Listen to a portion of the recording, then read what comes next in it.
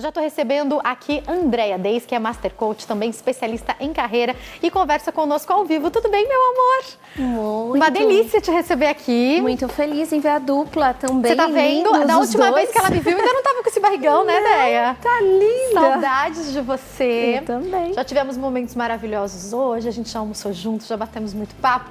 E sempre que eu converso com a Andréa Deis, o que eu faço? Eu tiro aquela casquinha, porque ela é Master Coach, aí eu acabo fazendo um monte de pergunta para ela. E eu queria começar entendendo, Andréa, o que eu percebo de muitas mulheres é uma insegurança no momento da gestação. Quando a gente conversa sobre o mercado de trabalho de um modo geral, e eu conversava com uma pessoa que recentemente voltou, ela me disse que ela ficou muito insegura durante a gestação. Isso é comum? Muito comum, mas você sabe que isso vem mais do pensar da mulher do que efetivamente do mercado de trabalho. Isso me remete, ontem eu estava conversando, né, com uma das minhas coaches que está entrando numa empresa. Culturalmente isso mudou muito hoje, Jaque.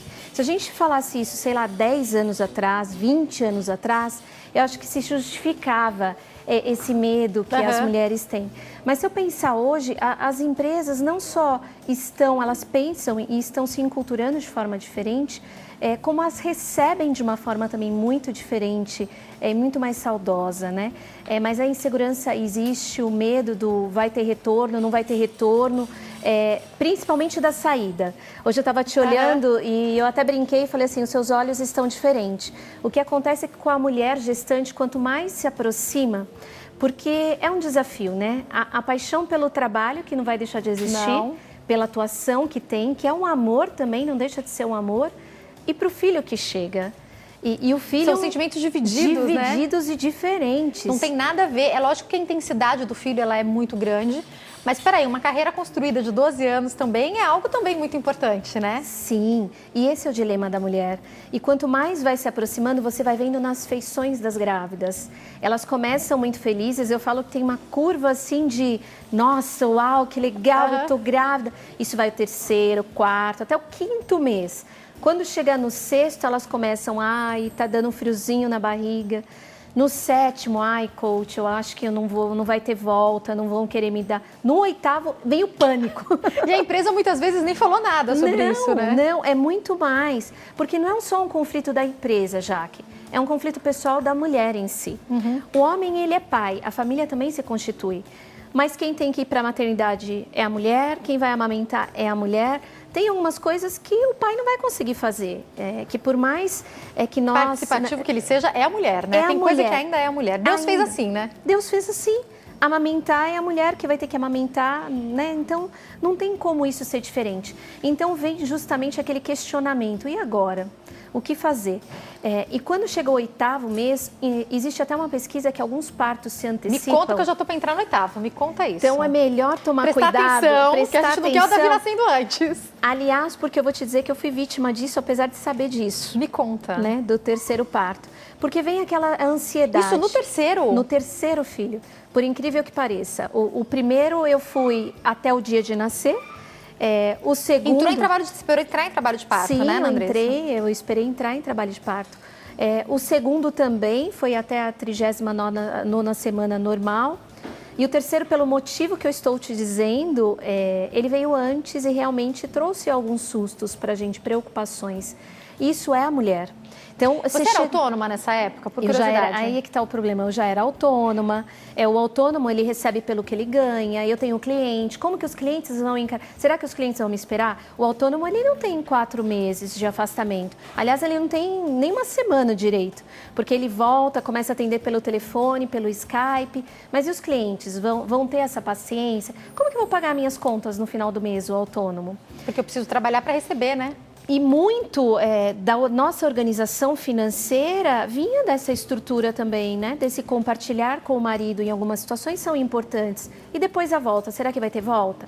Imagine todo esse conflito para a mulher no final, na 38ª semana. Andréa, eu vou te falar uma coisa, eu conversei com outras, eu já falei para o meu público, eu tenho 10 amigas próximas, que estão muito próximas, tá? Que estão grávidas. Então são meninas com quem eu converso quase diariamente. E a maioria delas atua, né? Está no mercado de trabalho. E com algumas delas eu conversei e eu perguntei assim, o que mais te irrita? Porque tem muito palpiteiro quando a gente está gestante, né?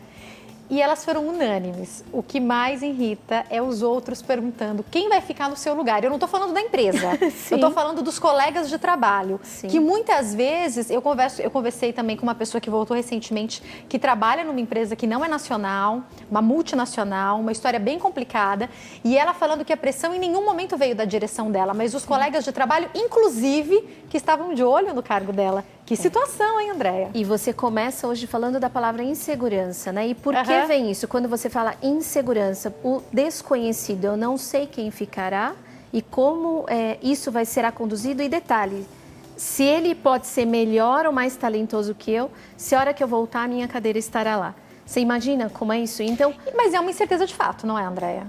Não. Ou você acha que as empresas hoje não estão mais assim? Não necessariamente. Hoje não. Hoje eu te diria que não. Hoje eu te diria que as empresas, cada vez mais eu trabalho e presto serviço para muitas empresas. Empresas são processos e não pessoas. Porque aí as pessoas podem ter vida, elas podem ser felizes. Então não é o fato das pessoas serem imprescindíveis, é delas poderem ter uma vida que vai além daqueles processos. Uma dessas pessoas que voltou recentemente, que trabalha na multinacional, foi muito interessante porque ela falou: Jaque, que bobagem, eu voltei. O meu lugar estava lá. A menina que estava no meu lugar, ela realmente precisava só trabalhar por 3 meses. Ela quis só cobrir mesmo as minhas férias para juntar um dinheiro. Não tinha motivo para todo o meu susto. Meu diretor me chamou, falou que estava com saudades, que eu fiz falta. Eu falei, olha que interessante, todo o medo que ela viveu antes de entrar e depois quando eu estava pertinho de voltar para o trabalho, foi, na verdade, coisa só da cabeça dela. Eu tô com um caso recente, né, um case lá, exatamente assim. Tava aquela ansiedade, como vai ser agora, coach, a volta, o meu lugar vai estar. Ela voltou e foi promovida. Isso é um caso real, né? Isso é um caso real. Então, a maternidade, gente, ela não afasta as oportunidades da gente. A oportunidade não faz com que a gente perca o nosso talento, os nossos conhecimentos. Ela só faz com que a gente ganhe mais força e mais vontade, porque tem um serzinho ali que vai depender pra gente, acho que pro resto da vida. Porque não existe pequeno mais de grande. Mãe é mãe, independente da idade. Né? Sempre, né? André, mas eu tenho uma pergunta, não só de carreira, mas você cuida de gente, né? Então eu queria te perguntar sobre a ansiedade de voltar ou não. Entre as minhas amigas, algumas não querem voltar. Eu tenho certeza absoluta que eu não conseguiria ficar sem voltar, por uma questão pessoal, por como eu sou na vida, mas eu conheço amigas que falam, eu sou uma das que está com a gestação mais avançada, mas a maioria delas ali com 4, 5 meses já está, eu não vou querer voltar, eu não vou conseguir, o que eu vou fazer? Como lidar com isso? Às vezes vale a pena parar? Depende do momento da vida, sim, porque esse momento, essa fase, ela também não volta. Eu acho que a gente saber respeitar todos os momentos da vida. E você não precisa parar 100%. A pessoa que ela sai do mercado formal, o mercado hoje de empregabilidade informal dá várias possibilidades dessa pessoa estar atuante, mas sem que seja naquelas 8, 10, 16 horas diariamente. Então ela consegue fazer alguma coisa para não ficar tão fora e ao mesmo tempo ficar com o seu bebê. E eu acho que se a pessoa ela se estruturou na sua vida para poder viver este momento, eu acredito muito, isso é uma crença minha, já que a vida é uma caminhada e que cada fase tem o seu sabor e a sua cor diferente. Então, se você se estruturou para aquilo, por que não viver aquilo com intensidade? Mas isso tem que vir muito do desejo e não da culpa e nem da obrigação. Então, aquela obrigação, eu tenho que ficar como eu ouvia na minha época. Você colocou no mundo, é desumano você voltar a trabalhar. Quem colocou no mundo tem que criar. E quem disse que se eu voltar a trabalhar eu não vou criar? Né? Ainda tem que lidar com essa sociedade, né? Muito. Eu ouço muito isso. Mas o que você vai fazer? Você vai colocar numa escolinha? Bom, as coisas estão caminhando. Sim. Se eu tiver que colocar numa escolinha, ele vai ficar numa escolinha. E eu não quero me sentir culpada pela culpa de outra pessoa que está tentando jogar em mim. Não é verdade? Mas é o que mais acontece, né? Tem que lidar com isso, né? É o que mais acontece. Mas você colocou no mundo e você não vai criar. Outras pessoas vão ser responsáveis pela criação do seu filho. Né? Então vai crescer uma criança o quê? Não amada, insegura.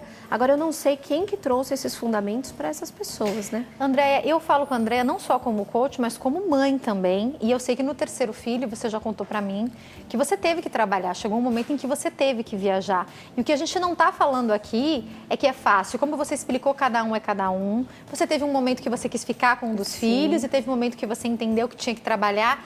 Isso também é pessoal, né? Não é certo ou errado, né? Não existe certo certo ou errado. Existe a necessidade de cada um e o que atende a essa necessidade. No final das contas, ninguém vai lá na nossa casa, já que ver a fatura da Eletropaulo, do telefone, do cartão de crédito, ninguém vai lá pagar o colégio do seu filho. Então, é muito da realidade da família. Não existe certo ou errado, existe o que traz paz e segurança para aquele lar.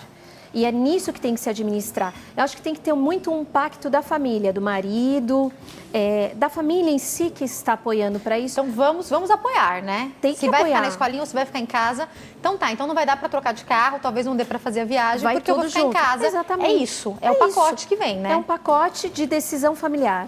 Perfeito. Eu acho que isso é importante, né? O que a família decidiu nesse momento? Para toda decisão vai ter ônus e bônus. Então, o que nós definimos nisso daqui? Isso daqui tá.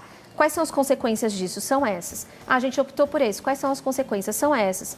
Estamos juntos? Estamos juntos. E aí você caminha junto. E sem se julgar. A gente tem que tomar muito cuidado, né, com esses melindres, com o que as pessoas vão falar, porque as pessoas não estão no cotidiano. Não estão na nossa pele, não né? Estão, elas não estão sentindo o que está dentro da gente, elas não estão nas noites em claro que você vai passar, elas não estarão lá na frente, dentro de você se punir, às vezes porque poderia ter vivido aquele momento e não viveu. É muito particular isso, cada um tem uma necessidade. E é interessante a gente dizer que a mulher em si, cada mulher é diferente. E não existe o certo e errado, existe aquela mulher que o certo para ela, a partir do primeiro dia, e ela tem até mais leite e tudo, se ela tiver com o bebê dela, mas ali no computador ou fazendo alguma coisa. Existe aquela mulher que precisa daquele tempo para ela realmente viver aquele momento com aquele bebê e 100% do tempo. E não existe assim, essa gosta mais e essa gosta menos. E essa mesma mulher pode ter experiências diferentes com cada filho, né? Em cada gestação, né? Exatamente, perfeito. São fases, né? São fases, e são fases de maturidade da mulher também. Agora, André, eu acho que tem um X na questão, que é uma coisa que você sempre que vem aqui, em qualquer assunto, nos fala. Planejamento. Eu conheço uma moça que tem 2 filhos hoje, e ela estava me contando que ela fez o seguinte: ela fez as contas e viu quanto ela receberia se ela saísse. Ela pediu para mandarem ela embora, mandaram. Ela pegou aquele valor, diluiu o salário dela. Então, eu posso gastar tanto por mês, temos dinheiro para 2 anos.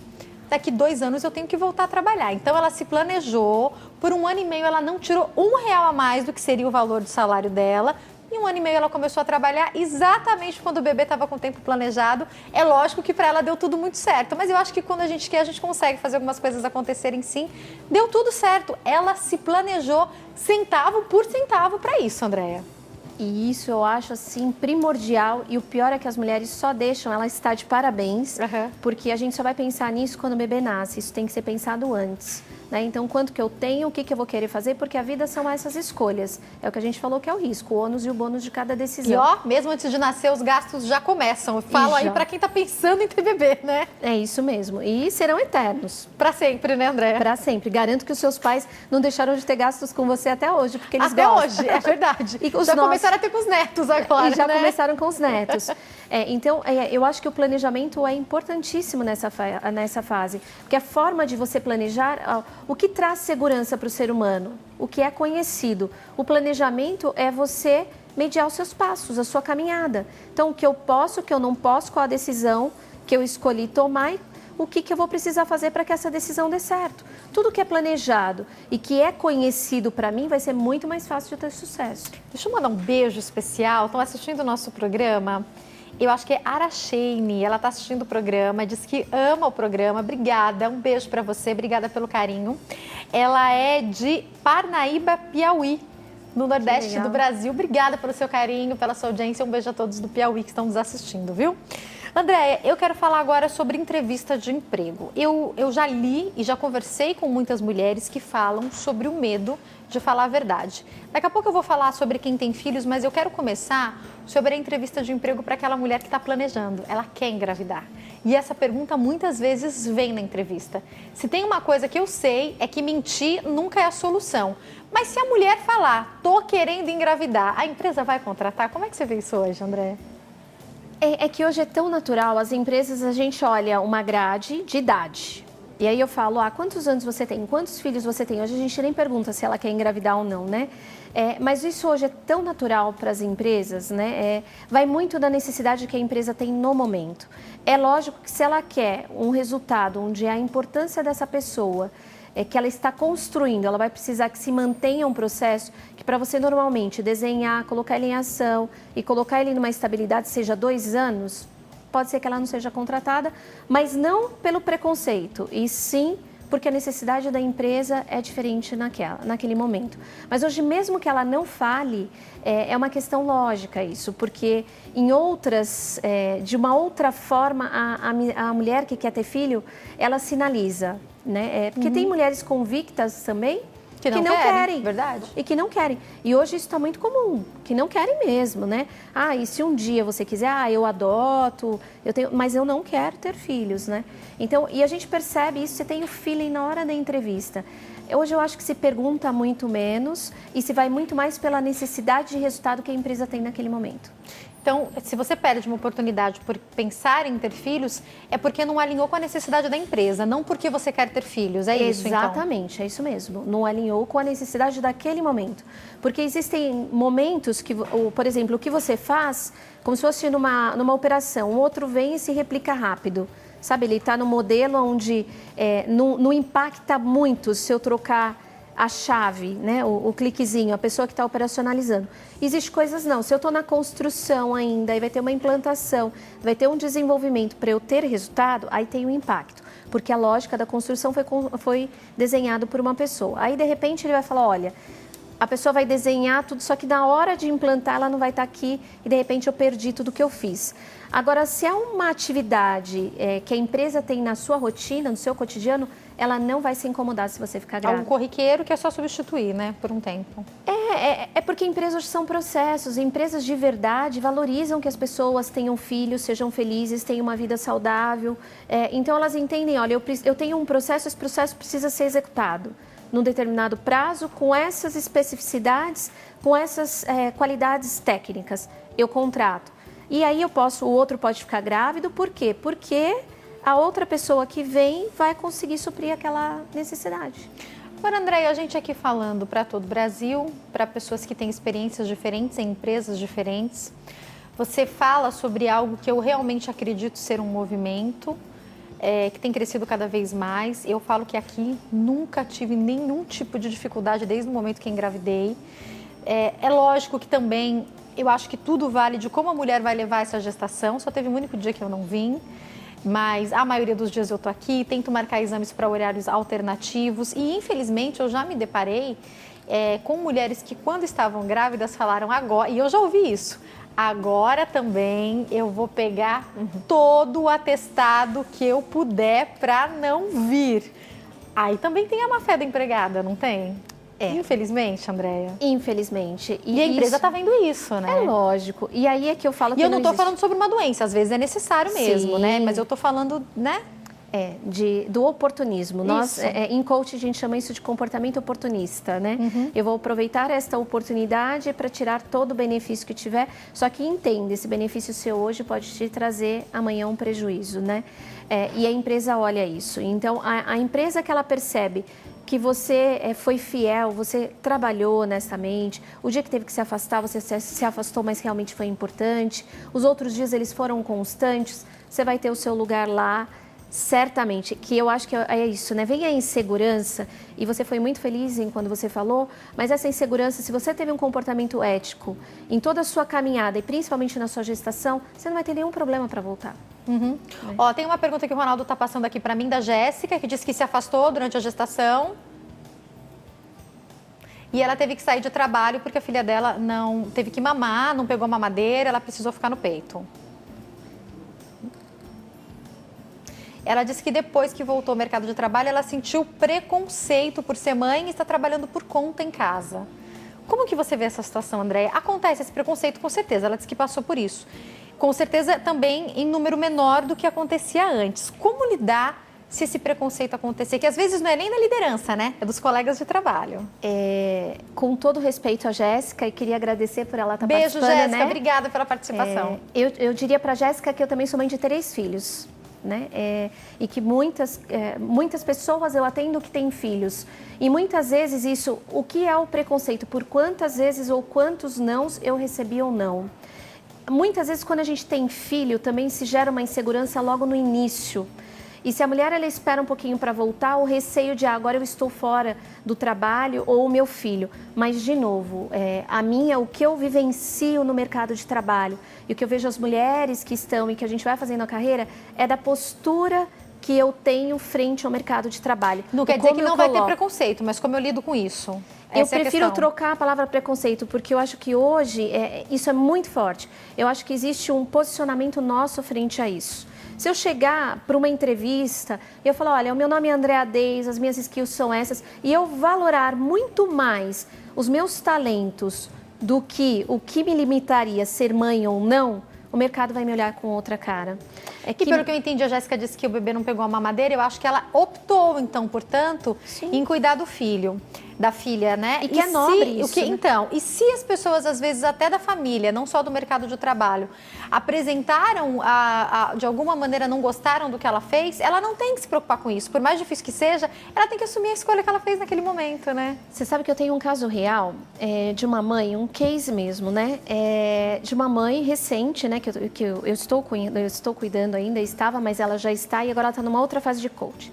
E ela chegou para mim como a Jéssica, se é que a Jéssica nos permite, né? Olha, coach, eu tive algumas situações realmente de leite, depois alergia, mas foi um momento meu de vida mesmo. E aí eu conversei com meu marido e optei, fiquei 5 anos em casa, não foram 5 dias.